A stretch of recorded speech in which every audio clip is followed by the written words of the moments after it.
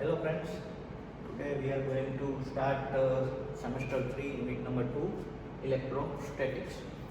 So electrostatic combines two words. One is electro.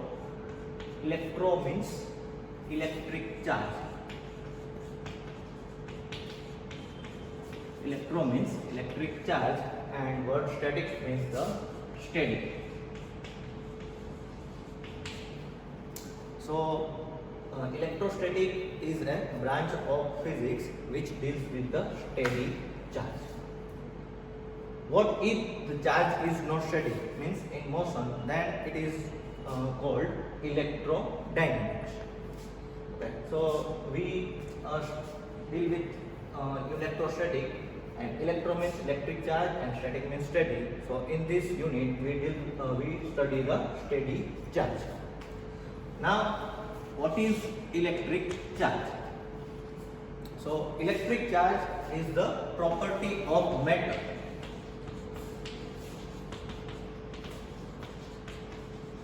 Electric charge is the property of matter.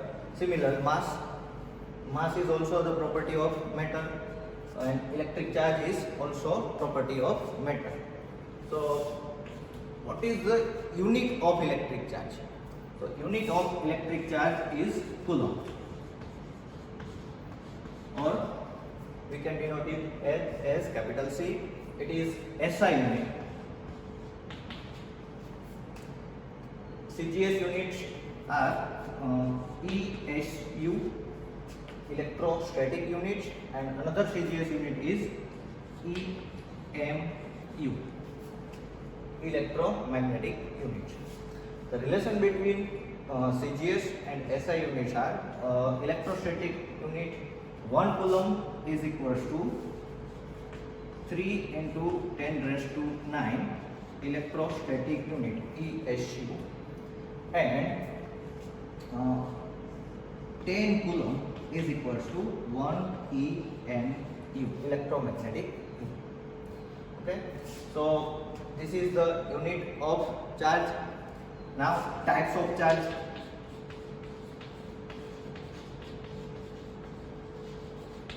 So there are two types of charge. One is positive and another is negative. There are two types of charge. One is positive charge and another is negative charge. Now, due to charge, there is a force between the charge. If two charges are similar, means positive or negative, then the force between these two charges, same or like charge, is kind of repulsive.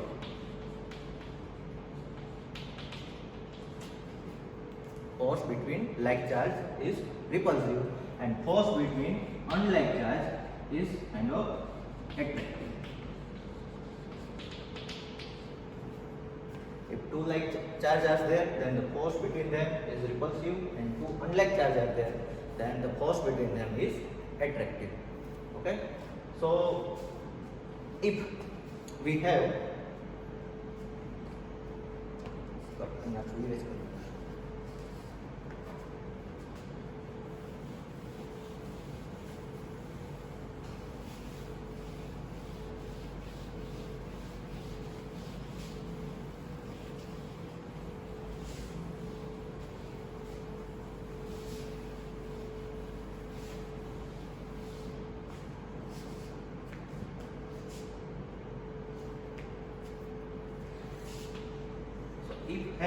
we have a bunch of charges.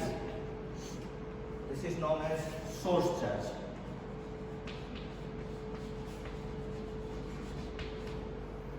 Let it is Q1, Q2, Q3 up to Qi. We have group of charge Q1, Q2, Q3 up to Qi. That is known as source charge, and one is test charge Q. So this all charge exert force on this test charge Q. So now we have to find out the total charge on the test charge.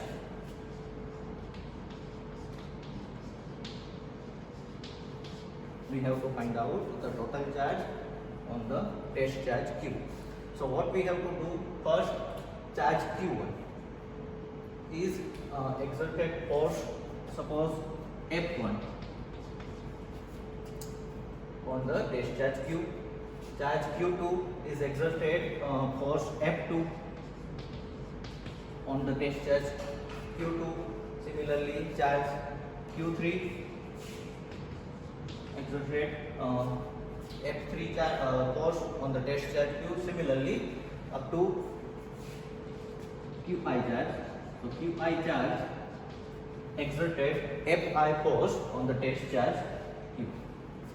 Now the total charge on the total force on the test charge Q is the summation of, actually vector sum of all these force. So the total force exerted on test charge Q, that is F, is equals to force due to charge 1 plus force due to charge Q plus force due to charge 3 plus into plus up to force due to charge Qi, and it can be written right as F is equals to summation I is equals to 1 to n F n. So this is the force exerted by a group of charge on test charge Q. This is the vector sum of all the forces on the test charge Q, because force is a vector quantity, charge is a static scalar quantity. If we want to add charge, then simply we sums them, but force is a vector quantity, so we have to consider direction also. So the total force exerted on the test charge is the vector sum, or we can say that according to principle of superposition, we can find the total force on the test charge Q, and this is F is equals to sum of all the forces by the individual charge.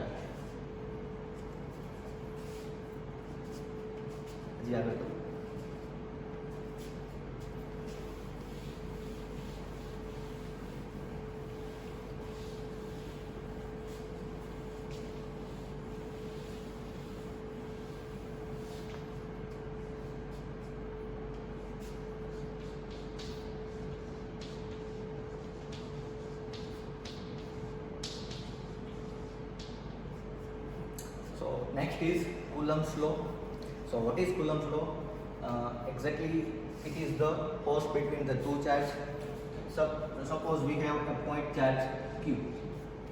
Suppose we have a point charge Q and test charge capital Q. So these both are charges. So force between these two charges can be given by the Coulomb's law. So let the distance between two charges, small q and capital Q, is r. So force between these two charges can be given by Coulomb's law, that is F is equals to 1 upon 4 pi epsilon 0 q, small q, capital Q, and upon r square and r. So this is the Coulomb force exerted between two charges, small q and capital Q. Here epsilon 0 is the free space permittivity.